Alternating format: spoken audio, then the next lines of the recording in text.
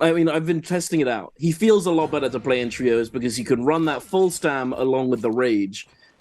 It's still not good, but it could be one of just those turbo niche picks that gets picked up in like a game 8 of a finals or something goofy. You know, we'll know. We'll never know until it actually comes along. But for now, we're going into our first game, and JL find themselves in a scrap here on the eastern side of the map up against JDG. They lose 2 members, trade for 1.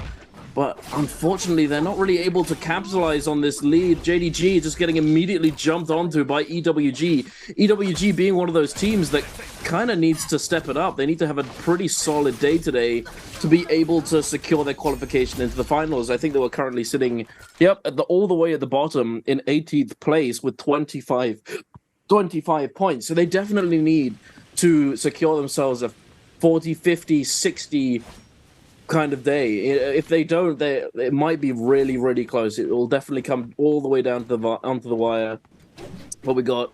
We're moving on up to the north. GG, they lost a member. They're going to see if they can find this cheeky little res here. TE lurking, as well as DRG and KLA. This is going to be an absolute brawl, Raven. This is going to be crazy. Oh no, he's already getting jumped on. LXM. He's trying to get up off the floor. The Tessa all coming in to save him. Peeling for just a moment. DRG now on the back foot. Potentially the Moonbane getting called in by KLA. We love Moonbane.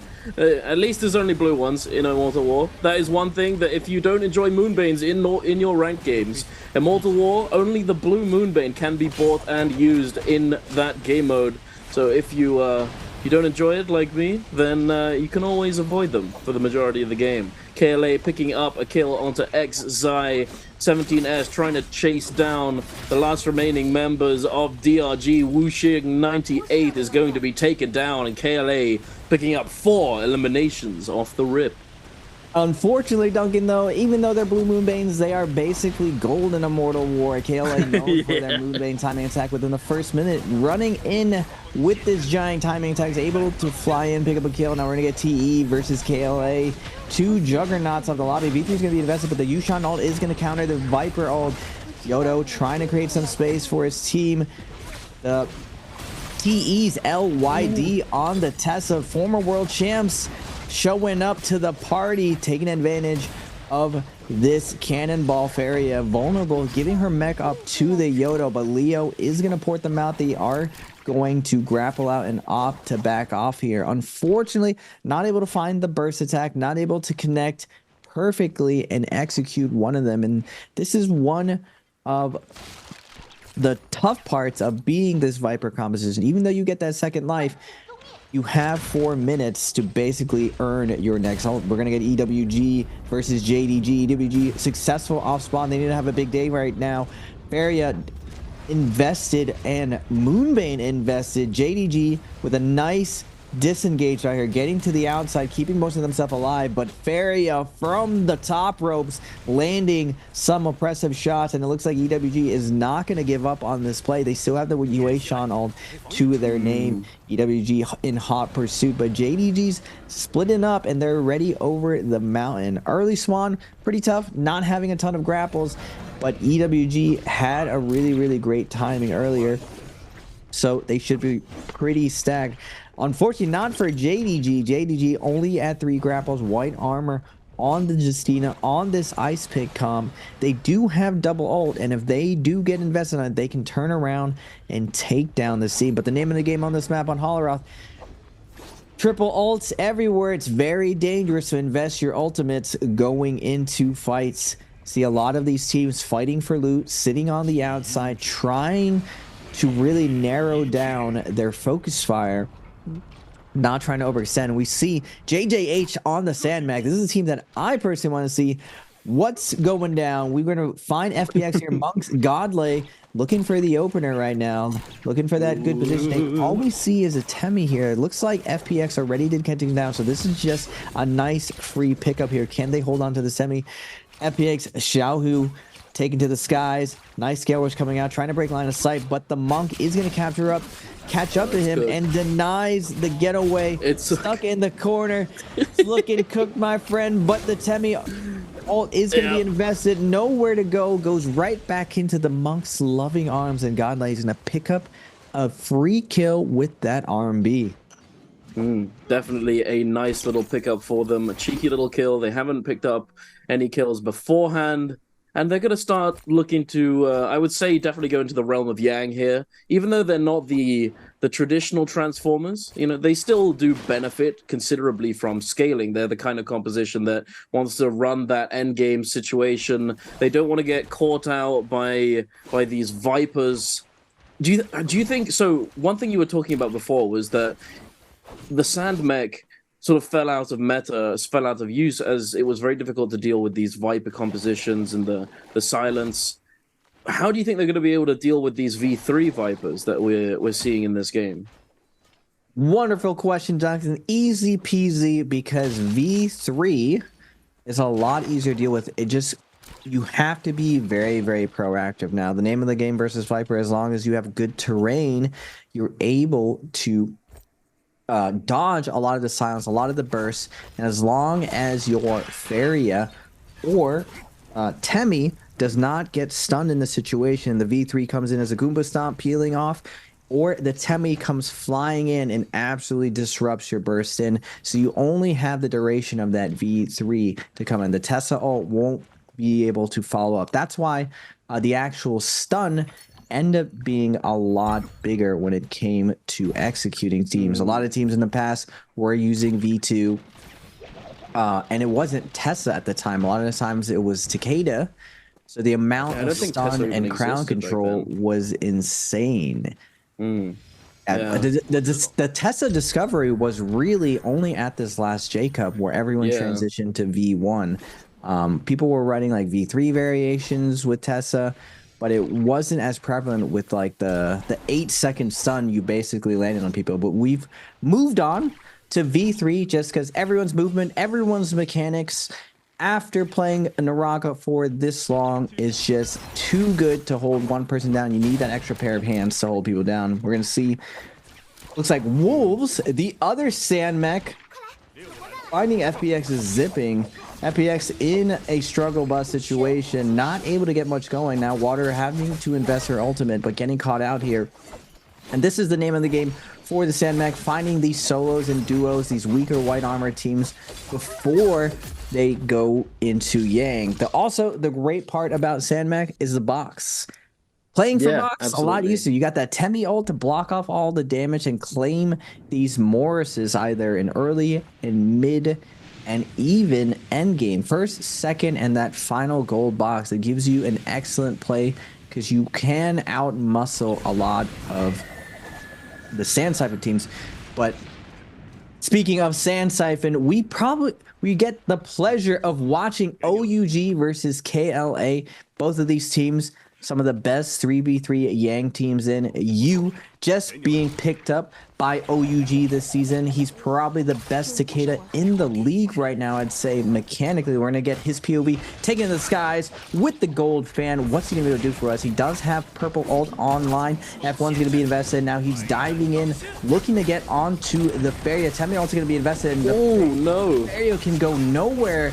But KLA's 17S is able to go in, but you see you just absolutely decimate him. That brief moment of him going in the mech, because he's so low, he gets his knees shot up by the crossbow, and you see Yu's excellent movement, avoiding the Yushan and Yoda ult, diving onto him, and now it's his turn, baby, with these shoves against the Yushan. We get a nice value shove onto the Yoda, but the Yoda is doing a great job of fighting this off, and now the Yushan taking on OUG's Yu with the focus like Duncan said, but it's not enough. Great peel coming from you, able to bob, weave, and unlike before, Takedas who got to do whatever they want are not thriving anymore. You need to have that quick movement, and Yu has an excellent amount of it.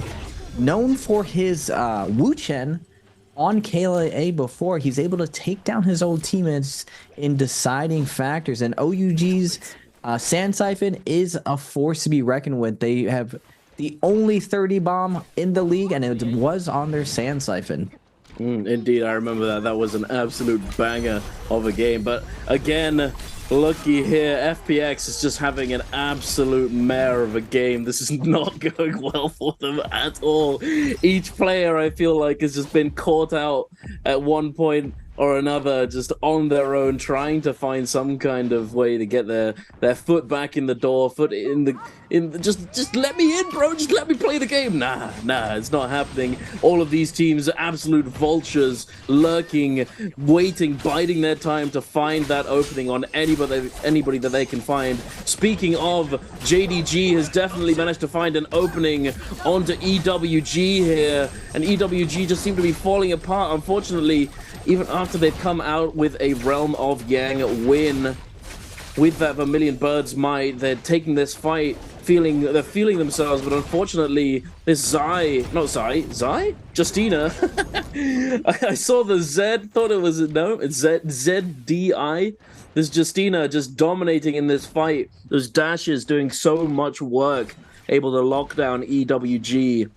And unfortunately, they're just not able to get all that much value out of their Yang win. Again, FPX, it's just, oh my god, it's just rough, man. They're having a bad first game. Hopefully, I mean, I think at this point, it's safe to say that FPX is likely going to be taken out before we get to endgame, and they're probably not going to be able to get all that many kills, if any. But the thing that I'm wondering about is if they're going to be able to recover mentally from this first game, as first game of the day going that horribly can be a bit difficult to come back from, as if you just feel really rough after that first one. It's an absolute tilter. And you just need to say, okay, it's just the first game. We've got 5 more games to play. We can still do this. We're chilling.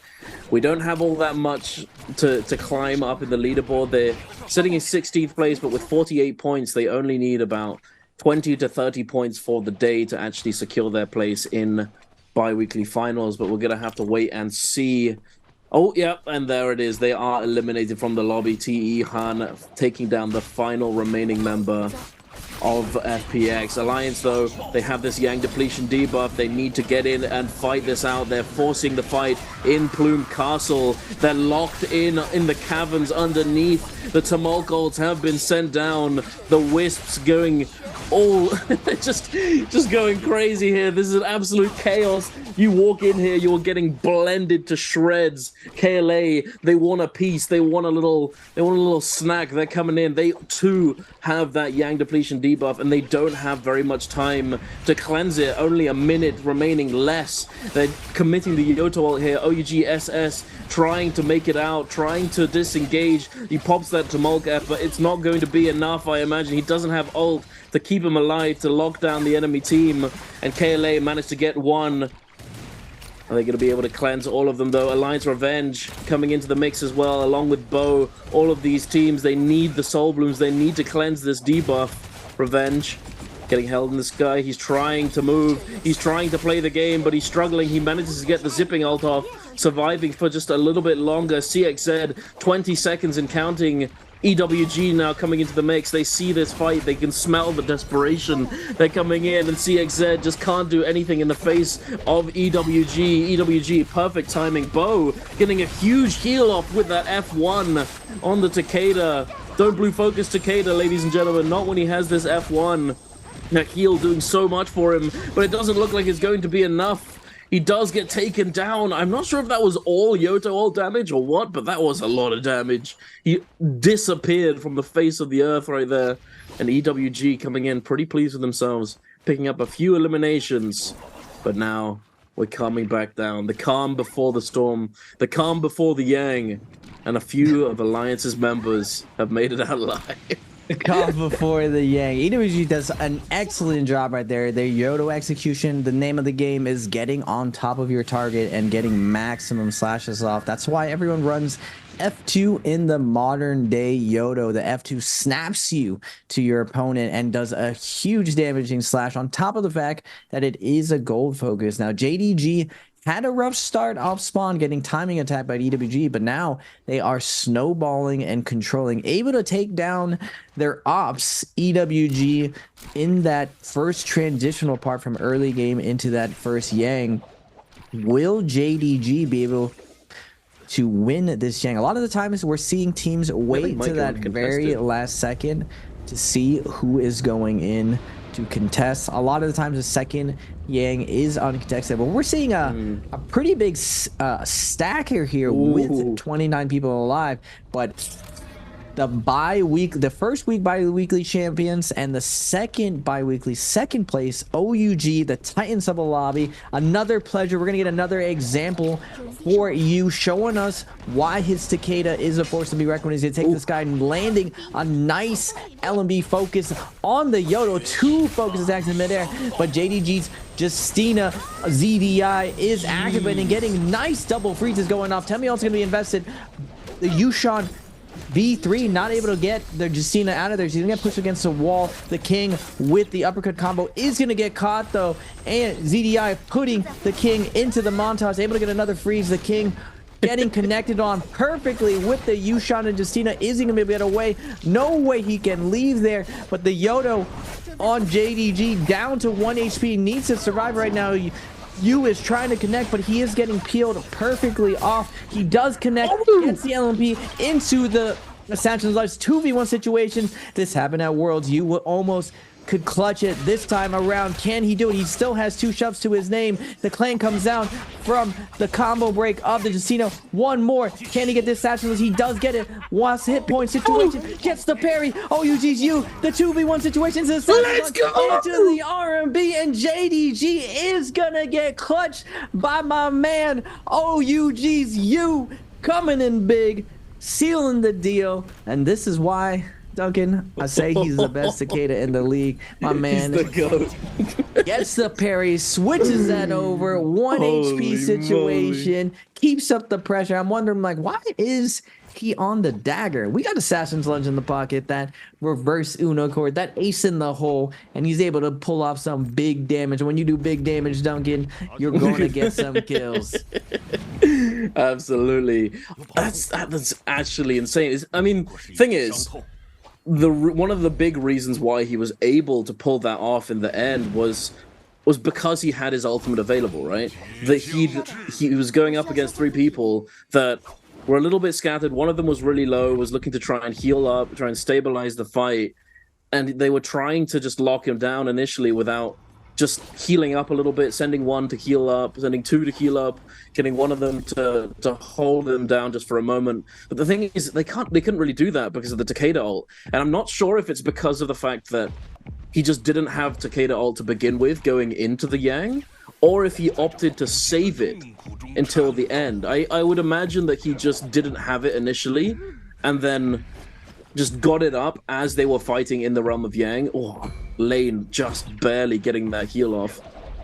Just barely. They're going to be running into another team as well. Wolves very close by.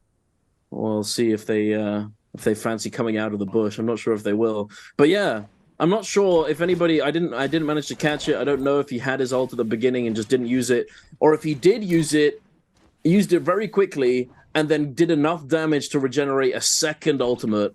That would be insane if that was the case, but regardless of the situation, extremely well played from Yu. I feel like saying you, it just feels so silly. It's like, you, wait, me? No, you, no. We might have to find a different way of saying his name, because it's going to get confusing. But JL scrapping it out here, fighting it out, but unfortunately, nothing's really going to come of it. Wu Chen ult is going to get used, it's going to get utilized, and the 2 teams are going to go their separate ways for the moment. Neither of them, I don't think, had the Yang depletion debuff, so they are chilling for the moment. But EWG lurking in this bush, but spotted out. JL immediately popping that 3-ban zone. Fox Alter not looking to fight immediately, not looking to take that initial position, but you know who is? ZDI. This Justina has been going crazy this game after that that 3v1 loss in the Yang. He wants revenge, he wants blood, he's trying to close out these kills, but again, the Wu Chen ult is going to come in and save this team from getting frozen up by ZDI. ZDI? I think ZDI is probably easier to say. Oh, he finds the freeze though onto 3-3-0. I don't think he's going to be able to do anything with it though. The Tessa ult going to be coming in, locking him down for the moment. Oh, he's getting shot by the range weapons. Managed to find a rock to hide behind, but it's not looking too good. They need to force this. They have less than a minute remaining on that debuff. They need to try and find an opening. GG, they're not looking to come out of this 3-ban zone. It looks as though JDG, they're just going to have to heal up one more time and go for the full commitment here. They find the parry, though. Unfortunately, no capitalization. The Wu Chen F coming in to save him from that damage. But that martial art hook will form, whatever it's called. The Jade, the dual halberds Jade that we all hate getting hit by. Doing so much work there. 3-3-0. Again, he's been hit again. TE, though, they're coming in for the third party. The F3 from the Viper and the Tessa ultimate are going to lock them down and take down I keep saying Zai. I'm about to say Zai, but it's Justina. Jesus. JDG, unfortunately, they're not able to cleanse this Yang depletion. The last remaining member still has it. 3, 2, 1, and it's cooked for JDG. That 3v1 loss in the Yang really costing them the game here, unfortunately. TE coming away with a few more kills. Third party coming in from OUG, but I don't think they're going to immediately commit, as fighting within the 3-ban zone can be a bit risky. That's the problem with that ice pick composition. Now, if you get an isolated fight versus the Viper compositions, you definitely have the win in the long run, especially when all 3 ults are invested. 3 offensive ults versus 2 offensive ults, you usually win out. But when it comes to these multi-way fights, these 3v3v3s, we are in a battle royale. Exactly. The reason why Wu Chen has been so prevalent throughout his introduction to the game is that ability to allow that guerrilla warfare to come in and out of situations and find these kills. Now we're seeing Wolves playing that nice, slow, and methodical way with the Monk. Monk stacked to the teeth, juiced up with the gold armor, ready to go transition in this endgame. And I always love game 1, Duncan, because the game 1, usually everyone's warming up, everyone's ready to start out the day. We're going real slow. We got 25 people alive, not like the old 40-man endgames, but still, I look forward to these 25-man endgames. And will we see a resurgent of Monk coming back into the meta? For a while now, we haven't seen Monk in rank. Everyone avoids kind of playing this character because he's a sponge for the Yodos and Farias.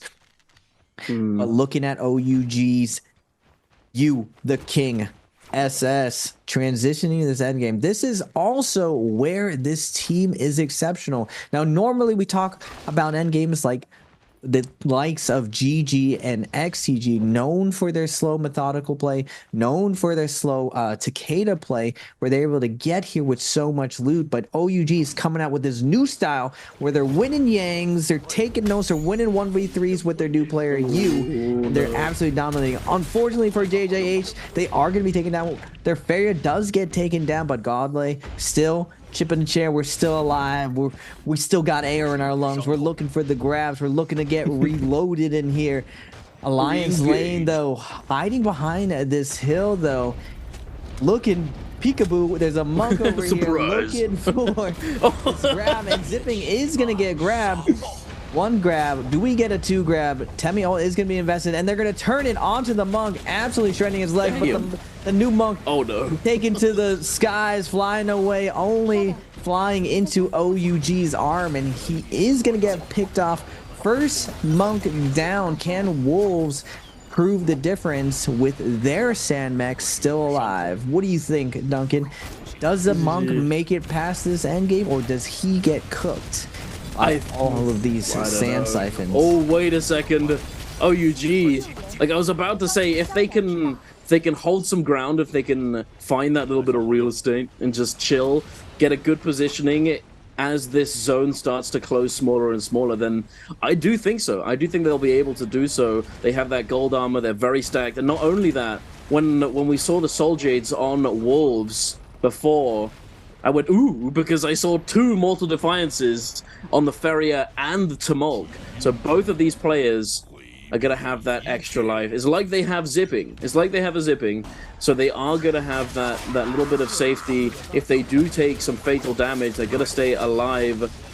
They are very, very stacked, and it looks as though they're not receiving all that much pressure. On the other hand, though, OUG are definitely taking a lot of pressure from the lobby here. They've got their back to the zone.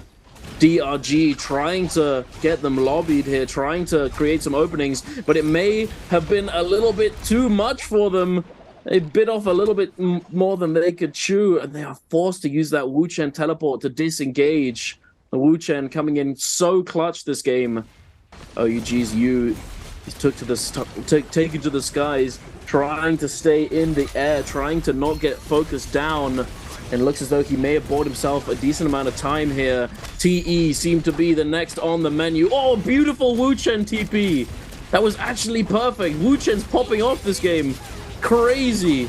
The Wu Chen managing to iframe the charm from the enemy Tessa that was going to lock them all down.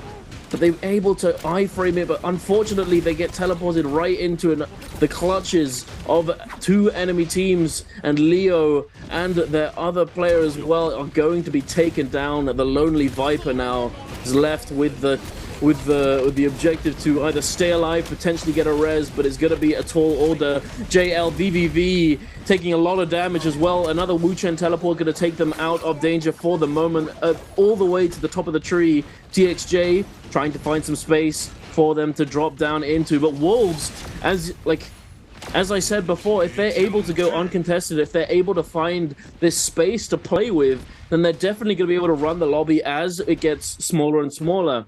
This Monk is going to be so unbelievably powerful going into this endgame with the golden weapon, golden armor. He's going to be extremely hard to take down.